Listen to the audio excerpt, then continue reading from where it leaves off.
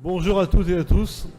On va commencer cette session avec le micro qui grince, que je ne ferai plus grincer, promis. Donc, moi je suis Thierry Bobet, donc je suis ravi d'être avec vous pour cette matinée et je remercie le CRP Nord-Aquitaine pour cette invitation à présider cette séance. Je me représente rapidement. Je suis professeur de pédopsychiatrie à Bobigny et également co-responsable scientifique du CN2R et membre du collège directeur de la Civise depuis avril. Voilà, on va écouter ce matin deux interventions par Fatima Legreger et Géraldine Tapia. Et c'est le docteur Maïté Comon qui va animer cette session.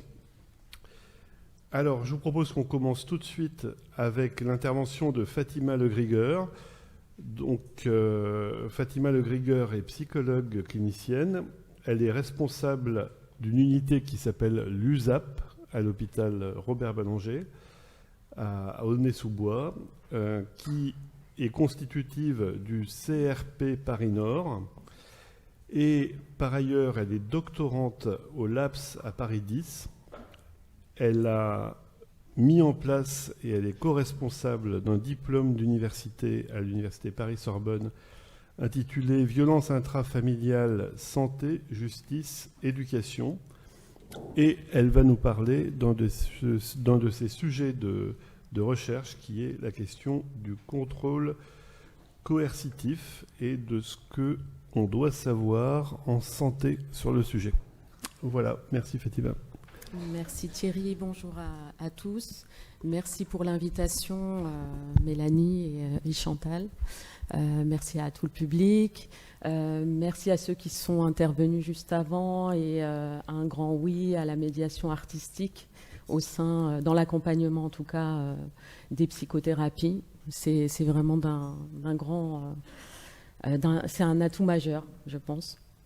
Donc je vais vous parler de la question du contrôle coercitif dans le cadre des violences conjugales et les implications que ça occasionne du point de vue de la santé physique et mentale.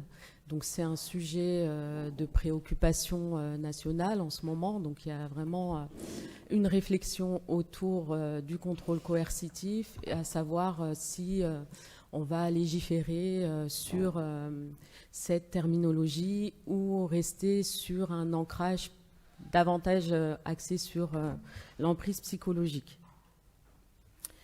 Alors, les violences conjugales, c'est un phénomène qui est en constante augmentation. On a eu les derniers chiffres avant-hier, donc il y a eu une augmentation de plus de 10% encore cette année.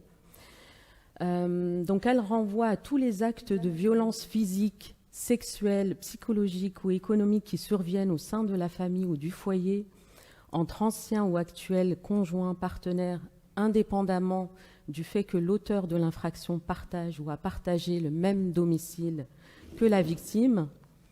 Donc ça a été analysé à partir de la Convention d'Istanbul, adoptée en 2011. Et ce qui nous intéressait sur la deuxième partie de la définition, c'est que tous les actes de violence fondés sur le genre qui entraînent ou sont susceptibles d'entraîner pour les femmes des dommages ou des souffrances de nature physique, sexuelle, psychologique ou économique. Alors on va s'intéresser aux mécanismes en jeu dans le cadre des violences conjugales et notamment la question de l'emprise psychologique, donc qui est arrivée en France dans les années 80 avec des psychiatres, psychanalystes qui ont travaillé sur cette question-là, notamment Doré en 1981, qui a redéfini ce concept. Moi-même, j'ai participé dans le cadre du Grenelle à la réflexion autour de la grille d'évaluation du danger et de l'emprise. Maintenant, je remets un petit peu en question le fait de partir sur la compréhension uniquement sur la base de l'emprise, puisque c'est souvent utilisé pour décrire un processus de domination, d'influence, de manipulation, dans un contexte relationnel. mais ça génère un flou et un manque de définition rigoureuse parce qu'on retrouve une multitude de définitions.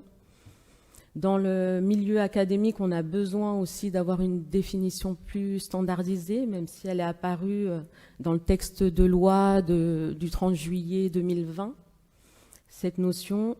Il y a un problème de mesure et d'évaluation également, donc on ne peut pas mesurer de manière objective l'emprise psychologique.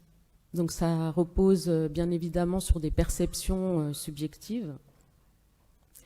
Et on va aussi vers un risque de surpathologisation en qualifiant de pathologique ou d'abusif les relations où l'influence serait un peu plus subtile ou dans un contexte aussi de réciprocité. On a aussi une imprécision dans le contexte judiciaire avec des difficultés à pouvoir prouver et à distinguer des autres formes de coercition, et on rattache bien souvent au harcèlement psychologique, ça se réduit uniquement à ça.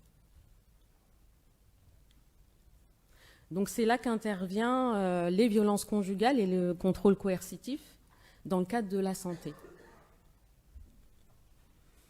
Alors j'ai travaillé une dizaine d'années aux urgences générales et on avait réalisé de 2008 à 2010 une étude qui permettait de dépister des situations de violence conjugale, aussi bien en secteur de médecine, en secteur de chirurgie, mais aussi en secteur de psychiatrie où des gens venaient pour de la détresse psychologique ou des idéations suicidaires. Et au moment du dépistage, on voit bien sur le schéma du milieu donc qu'il était plus évident de repérer les signaux d'alerte des violences conjugales à partir de la chirurgie, où là on est sur des lésions plutôt visibles. Mais il y a déjà aussi des symptômes somatiques qu'on retrouve en médecine générale et également quelques consultations en psychiatrie. Quand on regarde les dossiers des personnes qui ont été dépistées juste avant, on s'aperçoit que ces personnes avaient déjà consulté, et majoritairement en consultation généraliste pour des troubles tels que des attaques de panique, des céphalées, des gastralgies. Et donc, il y avait peut-être des signes avant-coureurs à repérer avant justement les signes un peu plus évidents avec un marquage un peu plus grave au niveau des lésions. On remarque aussi qu'après le dépistage, les personnes viennent reconsulter aussi de façon massive en secteur de psychiatrie. Donc c'est là qu'on voit aussi qu'il existait un continuum des violences conjugales, et c'est là où c'est intéressant de se pencher sur la question du contrôle coercitif qui va justement évaluer ce continuum sur la durée de toute la vie du couple et même au-delà, après la séparation, puisque bien évidemment, il y a des violences qui persévèrent, qui perdurent au-delà de la séparation à travers des menaces, à travers les institutions, mais aussi à travers les enfants. Donc il y a une dynamique des professionnels de la santé d'aller vers la victime et d'orienter aussi vers un repérage plus systématique des effets sur la santé des violences, puisque ça a des effets dévastateurs. Concernant les implications du contrôle coercitif en santé, il y a eu de nombreuses études, donc des conséquences de comportements violents chroniques sur la santé, notamment des violences conjugales, ont été décrites depuis de nombreuses années, et notamment dans les pays anglo-saxons. Donc je renvoie aux travaux d'Herman et Kirkwood. On retrouve également des comorbidités anxio-dépressives, des troubles de stress post-traumatique, simples et complexes, on en parle de plus en plus, du trauma complexe, avec un risque suicidaire multiplié. Et également, la présence du contrôle coercitif va révéler un risque de passage à l'acte violent qui va être associé à un vécu de peur. Donc là aussi, c'est intéressant de repérer le circuit de peur qui vont entraîner aussi très tôt des problèmes médicaux, psychosociaux et de comportement. Donc une étude va montrer le maintien de troubles psychiques, voire leur aggravation avec la présence de comorbidités anxio-dépressives au-delà de 2 ans après la séparation, alors qu'habituellement, on juge généralement sur un temps donné et pas forcément au-delà de la séparation. Donc les victimes peuvent souffrir de TSPT, de dépression, d'anxiété, d'addiction et d'autres troubles en lien avec la santé mentale, et on retrouve aussi les mêmes impacts côté enfant. Donc le TSPT peut être aussi un terrain favorable au développement de maladies somatiques associées. Donc on retrouve, et on en a parlé hier, les fibromyalgies, les douleurs physiques, le diabète, les cardiopathies, des affections dermatologiques, des gastralgies, des personnes qui vont présenter aussi des problèmes neurologiques, un dérèglement sur la sphère gynécologique également. Et donc, on considère qu'il y a un retentissement de cette maladie et que tout cela va créer un désordre sur le plan psychosocial et médical. Et donc là, Mélanie, tu as aussi travaillé sur ces enjeux-là. Donc on a une autre étude qui va révéler des tactiques de contrôle et de déstabilisation psychique, donc qui vont viser à faire passer pour folles des victimes, ce qu'on appelle les gaslight games. C'est une espèce de matraquage psychologique. Et il va y avoir des conséquences psychologiques à long terme, de type dissociation structurelle de la personnalité qu'on va retrouver dans le trauma complexe et qui va se manifester de différentes manières. Donc on va retrouver un détachement massif des affects, et je crois que ça va être abordé juste après par rapport au récit. Et également on peut retrouver des rires immotivés, et bien souvent ça discrédite les victimes au regard des autres professionnels, notamment la justice ou la police. On observe également un lien entre le trouble de stress post-traumatique et la santé physique, en raison du maintien de ce stress ambiant qui est constant, qui est lié aussi aux stratégies de surveillance et de contrôle qui sont, ces stratégies-là sont maintenues en fait dans le temps. Donc c'est pas du tout sporadique, même si la coercition, c'est quelque chose qu'on va retrouver de manière sporadique à travers des violences plus ponctuelles. Donc c'est véritablement un engrenage pour les personnes qui sont victimes de violences conjugales, puisqu'on retrouve les mécanismes du contrôle coercitif imbriqué avec la peur, et également ça va entraîner une neutralisation au niveau du corps et de la psyché, puisqu'il y a ce phénomène de sidération qui va à la fois sidérer au niveau du corps, mais aussi au niveau de la pensée. Donc le repérage, aller vers le repérage du contrôle coercitif. Donc je vous parlais de la menace et la surveillance qui sont là aussi pour faire perdurer ce circuit de la peur. Donc ça pourrait permettre une prise de conscience de la situation de violence par la victime. Ça permettrait également d'entraver l'entrée et aussi le maintien de ces violences. Et ça permettrait aussi de freiner ou de limiter les conséquences sur le plan somatique et psychique. Donc vous connaissez tous peut-être le circuit de la peur, donc avec le schéma de Damasio. Donc on voit bien que le stress de manière prolongée vont affecter différentes dimensions, donc à la fois viscérales, sensorielles, comportementales, endocriniennes et les voies affectives, donc par les émotions. Alors je me suis intéressée à un autre modèle que celui de Stark. Donc c'est celui le modèle de Dutton et Goodman. C'est deux chercheuses américaines en fait qui ont réfléchi sur la notion de contrôle coercitif à travers les dynamiques sociales et également à travers les vulnérabilités et les particularités intrapsychiques des personnes et les liens qu'on peut retrouver entre ces interactions-là et le système social. Donc on est à la fois sur le modèle de Stark qui propose d'étudier 3 dimensions, et puis celui de Dutton et Goodman qui là, au-dessus, vous avez le comportement des agresseurs et en dessous, vous avez les répercussions sur la victime.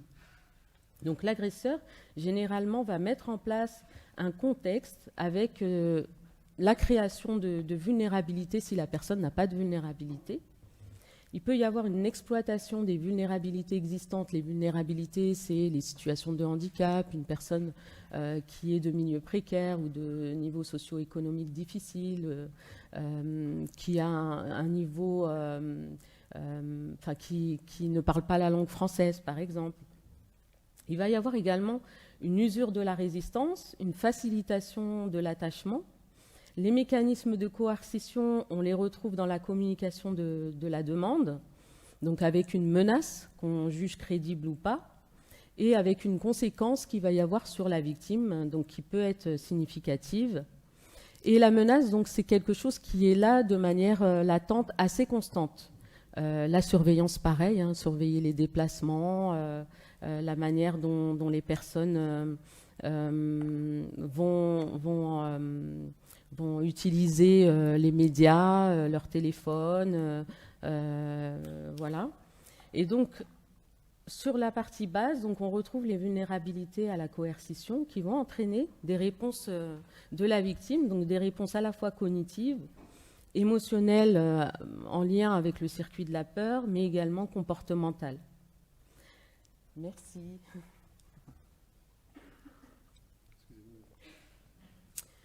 Dans les résultats, donc, on voit aussi que la coercition, à terme, va entraîner une altération au niveau de la qualité de vie, des changements des schémas cognitifs concernant soi et la perception du monde. On va avoir également des conséquences sur la santé mentale et les conséquences sur la santé physique. C'est en cela que ce modèle-là est très intéressant. Alors, la limite de ce modèle, c'est qu'il n'offre pas une compréhension genrée. Donc, c'est en cela que le modèle de Stark reste quand même de mise et il faut aussi s'appuyer sur ce modèle-là. Donc, on avait réalisé une première étude prospective donc sur les recherches scientifiques en psychologie sociale, en sociologie et en sciences politiques. Donc, on étudie principalement ce processus autour de la problématique d'inégalité de genre. Et donc, peu le relie justement à la dimension clinique et on dispose de peu de données empiriques sur le sujet. Donc, c'est ce que suggère également la méta-analyse de Lohmann. Donc, le contrôle coercitif va s'imposer comme un modèle de réalité complexe, systémique et un phénomène également de recherche émergent en France. Voilà. Donc, on va proposer des travaux de recherche à partir du modèle de Dutton et Goodman, de celui de Stark, et s'aligner sur la continuité des travaux de Kathleen Wilson et Patty Fritz, qui travaillent sur une échelle de repérage du contrôle coercitif. Alors, on se propose d'améliorer le repérage précoce des mécanismes du contrôle coercitif et de la symptomatologie clinique, mentale et physique associée chez les victimes de violences conjugales. Donc, parmi nos objectifs, on aimerait pouvoir identifier de façon précoce le contrôle coercitif, puisque bien souvent, ça précède les violences graves, les violences physiques ou sexuelles, et au moyen d'une mesure quantitative et qualitative. On va également identifier la symptomatologie clinique associée et puis recourir à des instruments de mesure quantitative, qualitative du contrôle coercitif et la clinique symptomatique. Donc, on imagine que plus le repérage se fera précocement, plus le contrôle coercitif sera faible et la symptomatologie clinique modérée, avec une symptomatologie typique observée, telle que les signaux du circuit de la peur, l'angoisse et l'anxiété. Et à l'inverse, plus on va repérer tardivement, plus les victimes seront en situation de danger, et plus le contrôle coercitif sera à ce moment-là plus élevé, avec des symptômes cliniques marqués, voire chroniques. Donc on va retrouver davantage de traumas, et de traumas complexes, de dépression aussi sévère, des idées suicidaires et des problèmes également en santé somatique avec l'apparition de maladies chroniques. Donc on a réalisé une première étude exploratoire qualitative à partir de cas cliniques. C'était des personnes de tous âges, de différents niveaux socio-économiques, et puis l'objectif, c'était de repérer et de répertorier selon la catégorisation de Stark et Dutton et Goodman, de repérer les mécanismes de contrôle coercitif et la symptomatologie clinique mentale et physique chez des femmes victimes de violences conjugales qui ont été volontaires. Donc, on a observé une gradation des problèmes de santé et des niveaux élevés de comportement dans les dimensions de contrôle coercitif. Donc, les 5 catégories que nous avons retenues du modèle de Stark, c'est le contrôle économique, le contrôle émotionnel, social, physique et psychologique. Et donc, on avait réalisé un tableau qui répertoriait le continuum des violences, donc avant la séparation, pendant la séparation, après la séparation, et voir aussi les différents moments de vie, le moment de la grossesse, le moment de l'installation, le moment de la mise en couple, s'il y avait l'apparition de mécanismes, de nouveaux mécanismes et de nouvelles stratégies du côté des agresseurs qui expliquaient aussi une aggravation de la situation. Donc, à partir de cette étude, on a envisagé justement de mettre en place une recherche plus quantitative et de valider une mesure du repérage du contrôle coercitif afin de pouvoir évaluer les situations de danger. Donc, évaluer le repérage précoce des violences conjugales par l'identification quantitative et qualitative des mécanismes de contrôle coercitif et les implications sur la santé physique et mentale, et savoir est-ce qu'on peut mesurer les mécanismes de contrôle coercitif. Et grâce à la mesure du contrôle coercitif et de la symptomatologie clinique, donc de repérer des liens entre la mesure des mécanismes de contrôle coercitif et la santé. J'espère que je ne vous ai pas perdu là, pour le moment. On observe une gradation des mécanismes de contrôle coercitif et de la santé psychique et ou physique chez les femmes victimes de violences conjugales. Donc cette étude, elle comportera 3 phases en 3 sous-études. Donc la première, c'est la validation de l'échelle qui va être utilisée par Kathleen Wilson, qui a été validée en anglais et qu'on valide en français.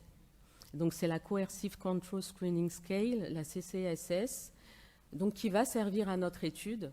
Et c'est une échelle de repérage qu'on a associée en fait à 2 autres échelles, donc la WAST qui a été validée par l'HAS, la Women Abuse Screening Tool, et la WEB, la Women Experiences Bettering, donc qui sont toutes les 3 des échelles de repérage des violences conjugales.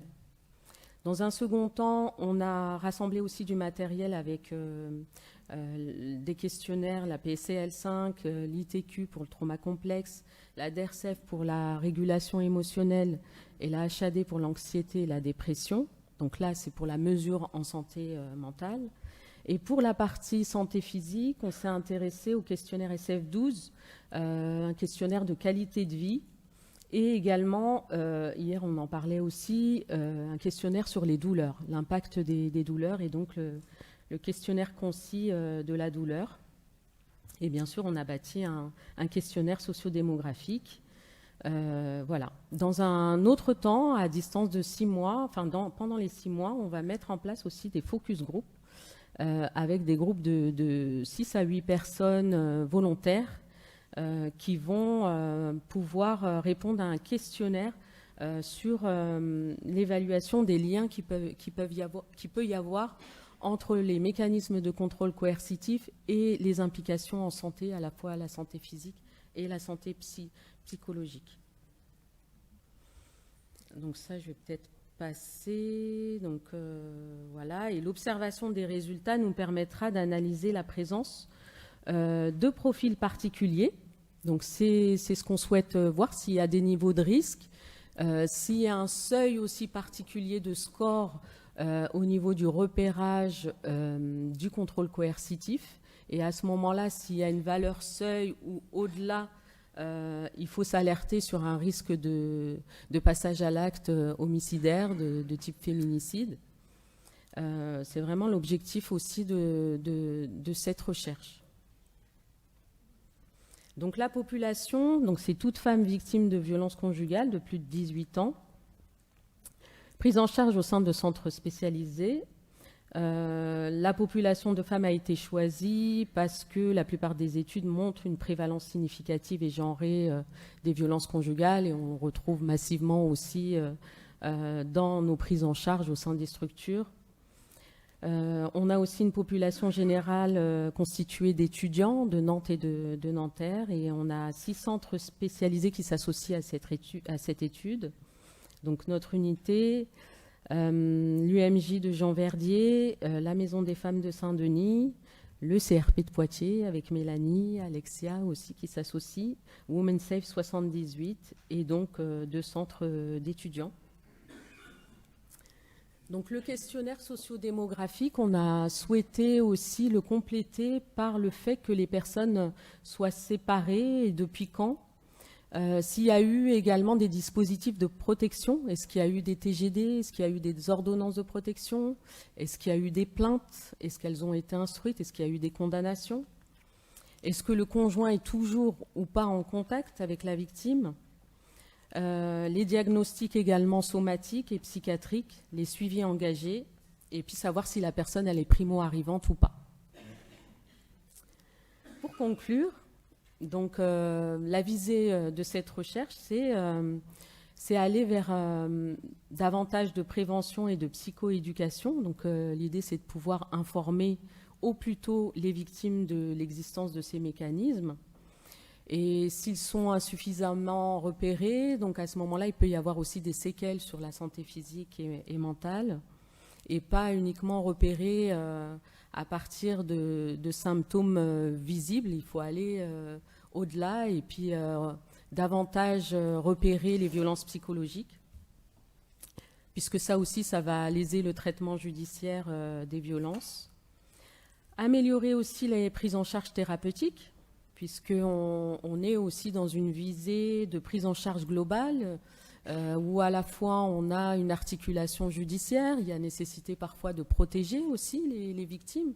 Donc nous, dans notre unité, on accueille un policier, on accueille aussi un service juridique, et là on va avoir des avocats spécialisés, donc il y a nécessité aussi de pouvoir protéger en amont. Et puis développer aussi tout ce qu'on a pu voir hier, donc les thérapies sensorimotrices, l'art-thérapie, donc qui va permettre aussi de travailler à la fois sur le corps et la psyché. Donc favoriser également des actions de sensibilisation et de prévention auprès des personnes qui sont victimes, mais aussi des formations pour les acteurs des prises en charge. Donc vous êtes acteur de prise en charge. Et ça suit également les recommandations du plan rouge. Je sais que Madame Verrien va intervenir cet après-midi. Et donc, ça permettra également d'améliorer la prise en compte des violences conjugales dans le circuit judiciaire et améliorer justement ce repérage et avoir aussi des éléments de preuve dans les dossiers des personnes victimes. Voilà, j'en ai terminé. Merci beaucoup. Merci Fatima pour cette brillante présentation et pour la justesse de la gestion du chronomètre. Merci pour cette présentation sur cette problématique qui est le repérage des violences conjugales. Et finalement, tu le soulèves très bien, la nécessaire définition de ce phénomène à travers, on l'espère, une facilitation via ce nouvelle identification du contrôle coercitif. Bon, on le sait, hein, les violences conjugales, elles doivent être dépistées finalement systématiquement. C'est apparu dans les recommandations de l'HAS. Et finalement, on manque peut-être d'outils à la fois de définition, mais aussi d'outils pour améliorer ce repérage et donc cette prise en soin. Bravo pour ton travail et vivement qu'on ait ces échelles qui soient validées et qui puissent être apparues dans notre pratique quotidienne. On va entendre maintenant Géraldine Tapia pour sa présentation et après on fera un temps d'échange avec la salle si vous en êtes d'accord, avant le café.